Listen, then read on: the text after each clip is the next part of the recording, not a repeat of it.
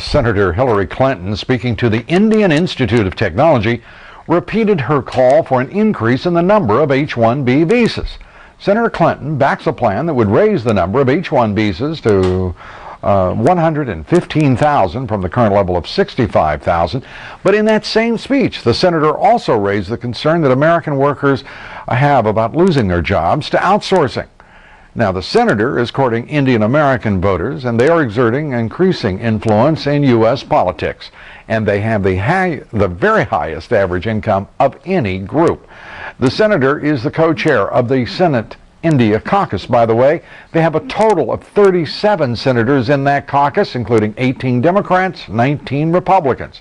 Now, over in the House of Representatives, 176 of our congressmen belong to the India caucus, 115 Democrats, 61 Republicans. Senator Clinton has been criticized for her ties to India, most notably by Senator Barack Obama's campaign staff. Luis Schiavone now has more on the senator's Indian ties. Democratic presidential hopeful Senator Hillary Rodham Clinton describes herself as having close ties to the Indian people and culture. It is certainly for me a great honor to be the co-chair of the India caucus in the Senate and to work with so many of you on matters of mutual interest. Among the matters of mutual interest, increasing the number of H-1B visas, where employers can seek and secure uniquely skilled help from other countries. We must create more partnerships and relationships, and it begins with deepening the partnership with India. This weekend, in a video-linked speech to the Indian Institute of Technology 2007 Global Alumni Conference, Senator Clinton called for an expansion of the H-1B visa program, currently capped at 65,000. The program has been a boon to the Indian community. The Department of Homeland Security reports for 2005, roughly 48,000 Indians entered the U.S. with those visas. Critics say it's just another immigration boondoggle. They don't go home. There are probably 700,000 people in this country today who are still here, overstaying their visa, their H-1B visa, which is a 5-year visa. Nobody knows. We don't check. We have absolutely no way to check.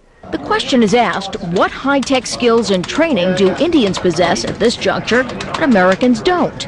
If a job outsources to another country, the Democrats aren't reluctant to say, hey, that's a problem. Let's think about that. Do we want to do that? But if the job is lost to a foreigner who comes here, the Democrats are they're not interested. A spokesman for Senator Clinton says the New York Democrat supports the use of H-1B visa fees to train American workers to eventually, quote, cut back on the need for foreign workers.